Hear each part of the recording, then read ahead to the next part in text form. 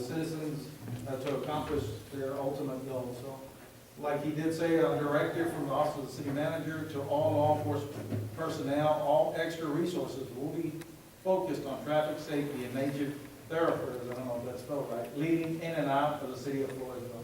I asked for some data. The chief and his staff put it together, so I'll let the mayor's approval on the council, let the Lieutenant Clark go over some of the stuff that they're working on already.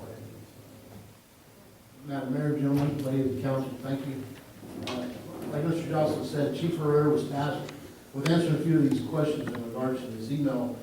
He was able to put together some data, so I just got called earlier, he got sick, came up here, so I can't answer any questions. I'll try the best of my ability to answer them. Going back, what we did was, he took a comparison of accidents here in the city going back to 2009, comparing it to 2010, 2011, 2012, and to date for 2013. In 2009, we had 181 accidents in the city of Floresville. In 2010, we had 199 accidents. In 2011, the number went down to 173. 2012, there were 182. And as of this month, from January to this month, there's 91 so far.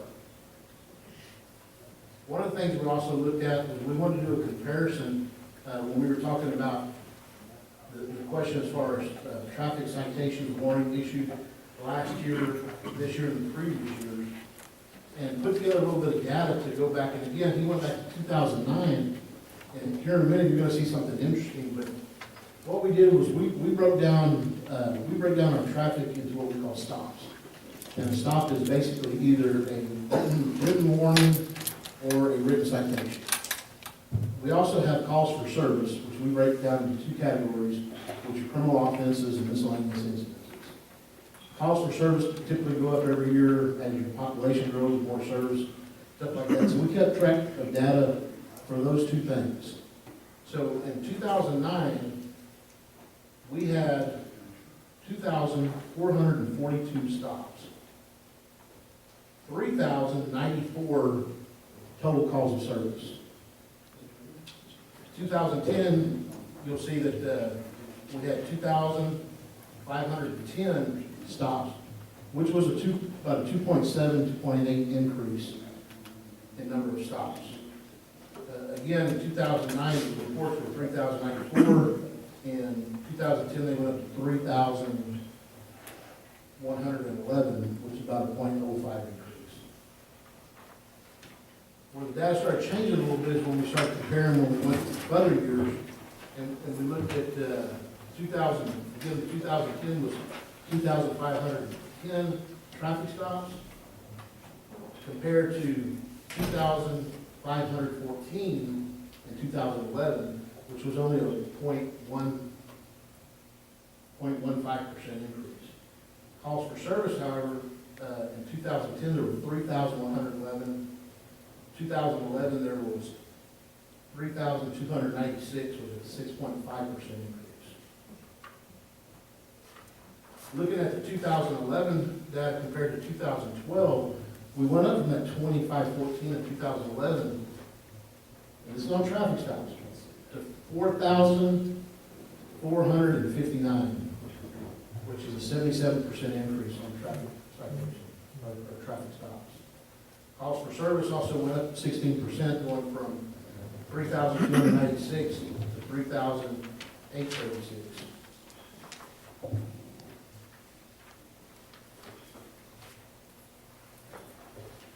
he didn't have data, and he went ahead and he compared, starting in 2009, and compared it to 2012. I said in 2009, you had a total of 2,442 traffic stops, 3,094 reports for service. In 2012, again, 4,459, which from 2009 to 2012 was an 82.6 increase in traffic stops. Same with reporting. Your reports were 3,094 as opposed to 2012. 3,836 was a 24% increase. We also looked at one of the questions asked One of the things that we deal with all the time is overtime issues. So that, the current schedule that we have is, what's included in there is twice a month. The officers have what's called a double day, where every officer in the department works on the shift. Typically, we use the double day to provide training so that there's no overtime cost to the city. We do a lot of in-house training, also allows officers, in the event they need to take off for the week or whatever, they can take off on that double day so that there's already coverage there so that you're not having to fill that in. So we looked at that and the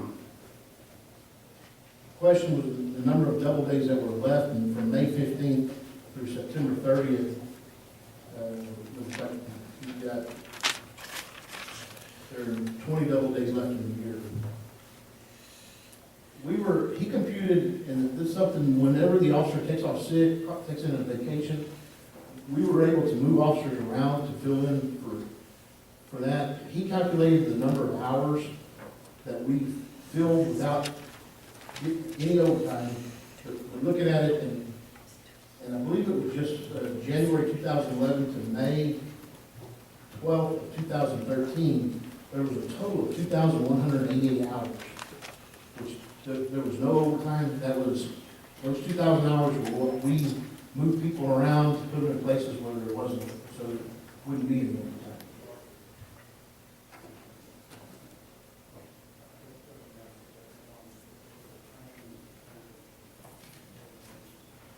One of the things Andy and I were talking about, along with Mr. Miller, we've been taking some more proactive approaches to traffic enforcement. We have a traffic board that has a speed limit sign on it. I don't know if y'all seen it around town, but we've been putting it up in different locations where incoming traffic is coming into town so that people know their speed. They'll be able to start slowing down because it will show you how fast you're going. And we plan on continuing to do that, put it up in different places. Right now, we've been selecting places based on complaints we've got from higher traffic, stuff like that. We've had it out on 97, both sides of 97, and we now have, today it was out on the southern side of Route 181. Another thing we're doing is we're doing directed patrols, where typically, a good example was here about 3 weeks ago, we had a complaint from the bus company about cars going around the buses when they're stopped unloading kids.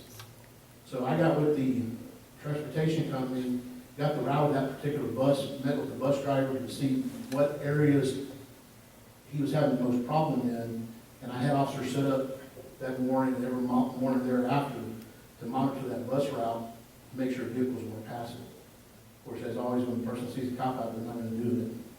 But so we've been trying to be more proactive in enforcing laws. Like I said, as you can tell by the percentage of the number of just stops that went up, our guys are out there working.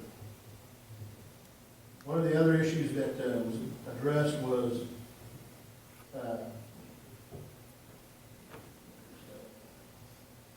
any cost related to projected increases in manpower and stuff like that. Chief Barefoot, currently when an officer takes 6 day vacation, we adjust the schedule. The exception to that is Friday and Saturdays.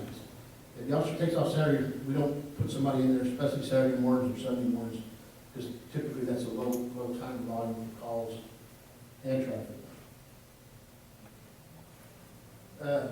Our lowest paid officer is paid at $15 an hour, and he's got a rate of 2,188 hours, of which we saved by overtime, which came to a cost savings of $32,820. Is basically what we saved the city overtime. Should we need to increase, one of the things that we were looking at is we probably at some point are going to need to increase manpower. That's all there is to it. Most of you that have been on the council realize that we've been kind of behind the curve for a while, and it's just time for us to get caught up a little bit. Anybody have any questions on this? Josh, you got anything else to From the office of the city manager, the chief and his staff had already been directed to increase traffic safety within the city because of what the council came out of the council meeting last go around. Since that's already taken in place, But I'd like for the council to relay to Chad Clark so he can take back his, what concerns do you have? What areas do you want to see? What more would you like? You're not directing him because I've already directed him, but we need some ideas of what you'd like to see with this resolution that you're proposing and your interest in the safety of the citizens. Now, would it be up to us or Tech Stop to reroute bigger trucks or, tractor trailers? They're coming right through here. Now, I know this is considered a highway, but the city should be able to do something to reroute, because I think they did that in Falls City. They're rerouting their trucks so they don't go right through. The council has the authority, you're the governing body within the city limits of Floresville. We've got a lot of power that we can utilize to move forward. One of the other things that we're looking at is a meeting with all local law enforcement, whether it be sheriff's office and DPS, to sit down and have a brainstorming session with the council. And in addition, we have complaints calls to Representative Temple and Senator Zacharias to see if they can come down and you can voice your concerns to them. They've got a lot of power. And all of this came out of the direction from the council at the last council meeting. And one other thing, I don't know if y'all are aware that the Texas Department of Public Safety, I don't know exactly when they started, but they started doing what they call a STEP program, Special Traffic Enforcement Program, where I believe 4 days out of every month, they put the troopers in Wilson, Carnes, Atascosa, all the Eagle Ford Shell things. And their main focus is big trucks. They're supposed to be looking for violations of big trucks, stuff like that. So they're out. So there are certain days you may be driving down 181. I remember last month, I think it was, I was going to Fall City, and I passed like 3 highway patrols just on 181. So they're out there also doing this. This week they've been upgraded stuff. I think a lot of the problems is if you map quest Highway 97 East, it tells you to turn this way. Maybe we need to put a sign up at the Y up there saying 97 East, like that, so Well, they see it. I think, Madam Mayor, and I think John spoke to this, is what was done in a number of cities on the business loops is to limit truck traffic to local deliveries, so that those people coming in from 97 aren't using this street with their 18-wheelers to get to 181, that they're going up to the traffic light and staying on 181. And this is an issue that I think we have to define with TxDOT as far as limiting the business loop to local deliveries only. I hope that that's one of those, I haven't found the direct answer, but that has been brought to me by a number of citizens that, one, the road was never designed for that kind of truck traffic, and that we do have the ability to limit it to local deliveries. What that process is, I do not know. We just need to follow up on it. We can talk with those individuals that you said we could. Yes, I was asking our legal counsel what the council could do other than a directive or a resolution, anything document that we can ship to the state representative and the state senator to say, this is for this is what we're requesting, and it's a serious matter, and it came from the council, not just the city manager. Can I make a suggestion, just so we might move along tonight, since we've still got quite a bit to do? And that is, that somebody move to direct the city manager regarding, or to initiate a program for enforcement of safe driving practices within the city limits, and then we build that into a directive number 6, and then let me send it to all of you to review and bring it back to the next council meeting, or give me some approval process, and then arm Andy with something to take to the representative of the senators. So motion.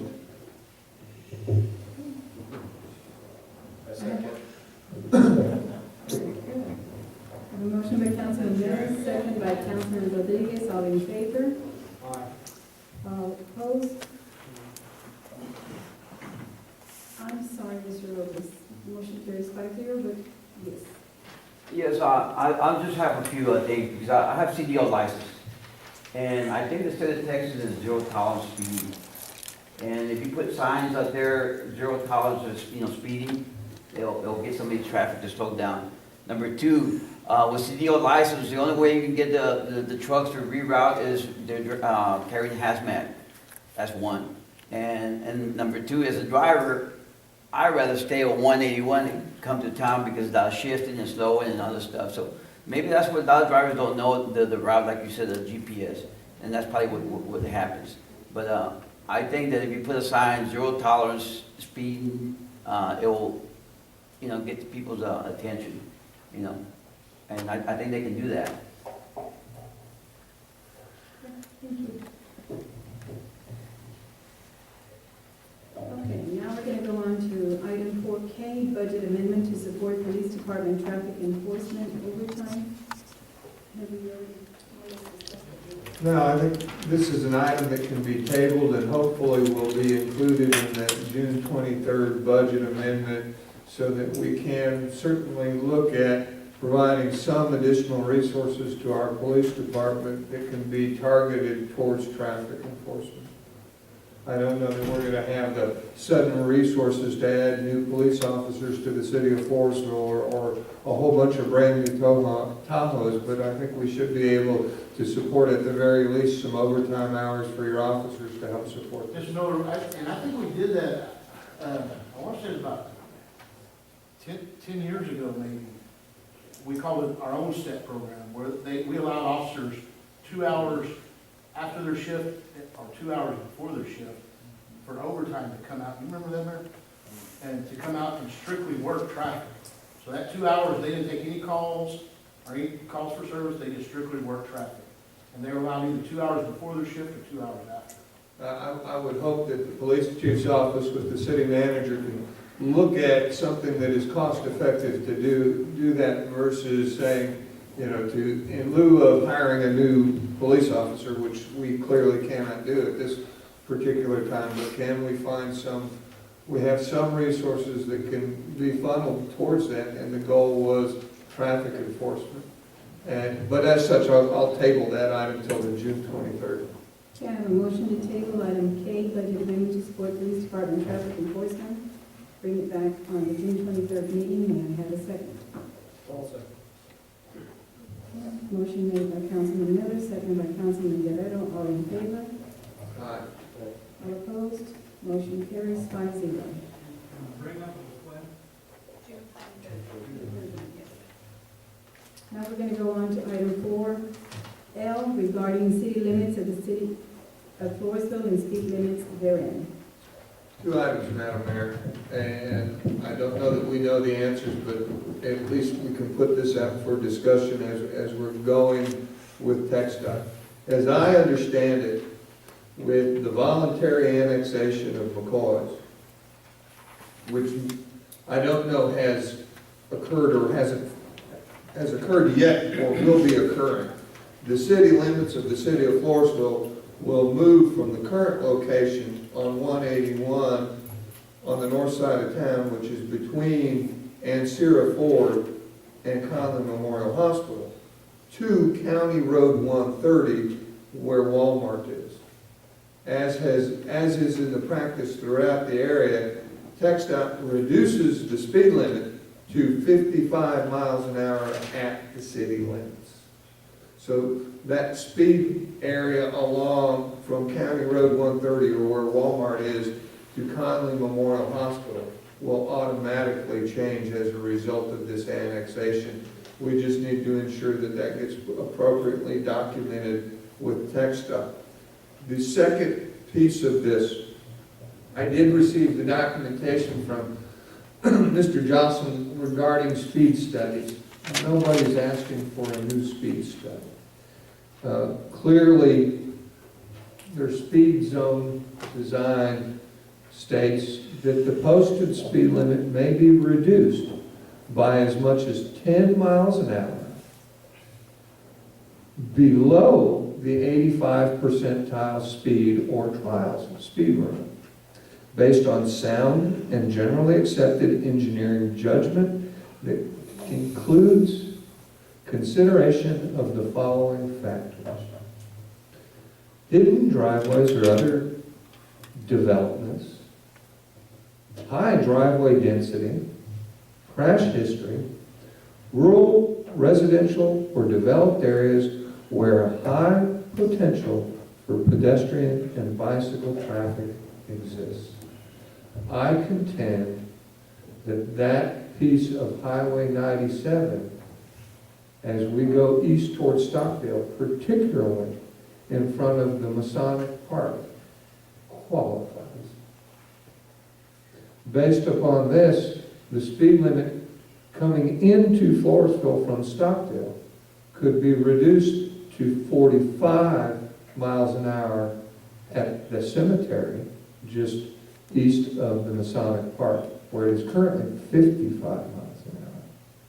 And the speed limit could be reduced even further to 35 miles an hour just inside the Masonic Park on 97 East, where it is currently 45 miles an hour. I don't think this requires a speed study. I don't think this requires any documentation or special pieces. I think this is a simple request to text. And this caused quite a stir. Nobody was challenging him. Well, we must have safe speeds where the high potential for pedestrian traffic exists. There are other issues there as to where vehicles are being parked. That's an enforcement issue. Okay? There may be some needs for sidewalks and other curbings, and I know that we are working with TxDOT for a lot of that. I know our street maintenance plan addresses a lot of that. This was an issue on speed limit to do what we could do. So I just wanted to bring that information out, put it on the record so that the city manager, as he continues to negotiate with TxDOT, as we finalize this voluntary annexation of McCoy's and the right-of-way along 181 North, that we can get the speed limits appropriately adjusted.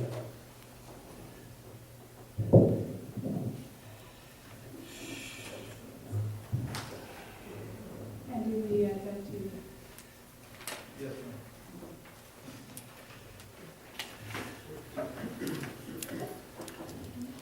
Yes, sir. We're talking about safety. One of my biggest concern is we have motels, we have buildings with stories, 2 stories. In case of a fire, that's also a big safety issue. What are we doing about that? A ladder truck, or do like the old way, running with a ladder and trying to climb up the 2nd floor, or what? What are we doing about that? I mean, we talk about safety and traffic and stuff like that. I've got an 8 o'clock meeting. I was actually received a text from the fire department that they wanted to meet with me in the morning. If we don't have a quorum, if anybody, the city council would like to attend that, they're gonna bring some proposals that they've got on the table. I actually got in contact Jeff Oceandeer early this morning, wanted to visit, and I got a text from Stevens, that we said that the chief and the assistant chiefs wanted to meet at 8 o'clock. Hopefully we can have some more information for Mr. Robles after that meeting. And I'm certain, Andy, that all of our codes include things like sprinkler systems and standpipe systems and the appropriate water and testing flows for those sorts of things that have been based upon the fire codes for years.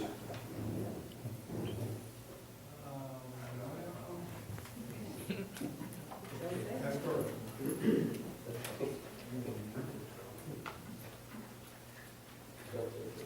Where's this meeting going to be on? It'll be here at City Hall. Okay. Thank you, Mr. Robles. We'll get back to you. Now we're going to go to item 5A, which is adjourned to executive session pursuant to Texas Government Code 551.071 to receive update from city attorney on pending litigation to Palm Springs RV Park. And also to adjourn to executive session pursuant to section 551.074 of the Texas Government Code, personnel matters to deliberate the appointment, interim employment, evaluation, reassignment, duties, discipline, or dismissal of a public officer or employee, city manager. Can I have a motion to enter into executive session? I'll make the motion to move into executive session. I have a motion by Councilman Rodriguez. May I have a second? Second. Second by Councilman Guerrero. Time is 11 p.m. All in favor? To the- All opposed?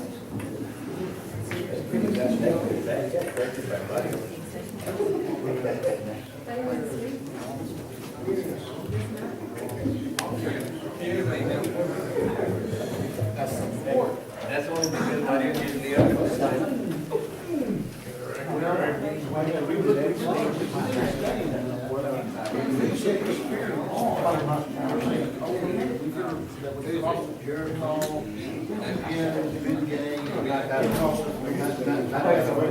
I didn't hear what you wanted.